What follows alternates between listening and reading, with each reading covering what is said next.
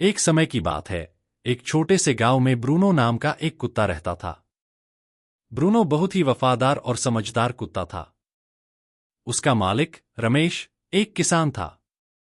रमेश और ब्रूनो एक दूसरे के सबसे अच्छे दोस्त थे। वे हर दिन खेतों में काम करते, गांव के चारों ओर घूमते और शाम को एक साथ बैठकर भोजन करते।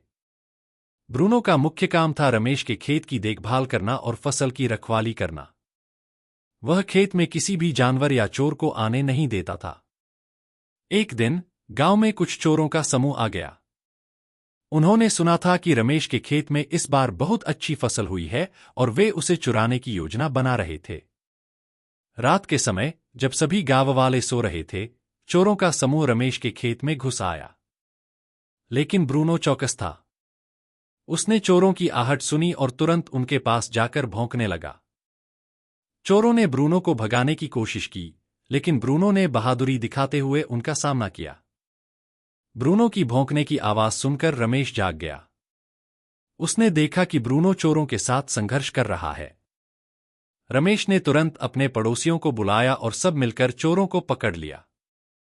चोरों को गांव वालों ने पुलिस के हवाले कर दिया। रमेश ने ब्रूनो को गले लगाते हुए कहा, ब्रूनो, तुमने आज हमारे खेत और हमारी मेहनत को बचा लिया। तुम सच में बहुत बहादुर हो। गांव के सभी लोग ब्रूनो की बहादुरी की तारीफ करने लगे और उसकी वफादारी को सराहा।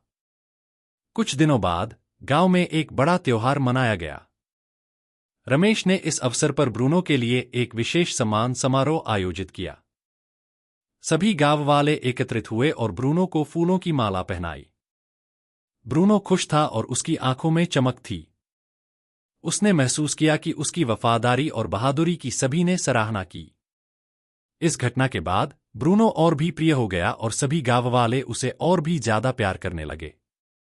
वह हमेशा रमेश और गांव की रक्षा करने के लिए तैयार रहता था और उसकी वफादारी की कहानी पूरे गांव में प्रसिद्ध हो गई।